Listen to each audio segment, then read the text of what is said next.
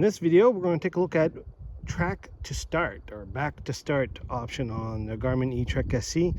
This is dependent on having a current activity, so you can't necessarily do this if you're not recording an activity or a track. You can see here on the map page, done a little bit of hiking. You can see I've kind of following not a straight line, but I need to get back to the start, which is the icon or the waypoint with the little fish right there. So what we can do here is we can follow or go back to start a couple different ways. So we're going to press OK. We're going to go to tracking controls, and you can see that we have back to start.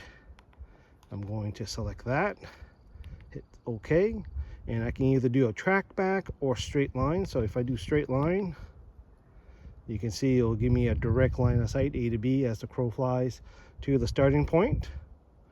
But I may need to follow the track because let's say I could be in winter, I could be bushwhacking.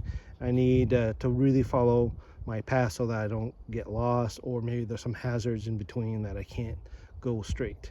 So I'm going to choose Tracback, and you can see now it is following the track.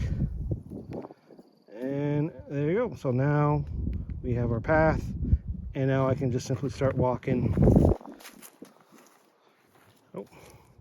And if in the event that you get off course, you saw on the screen that it will give us a prompt to tell us that we're off course. You also need to make sure that you have your audibles set up so that you can hear the alert too. But other than that, once you're done reaching your point, you're going to press OK and stop navigation. But yet your tracking controls should still run. And there you go. That is quickly how to do the back to start or track back on your Garmin eTrex SE.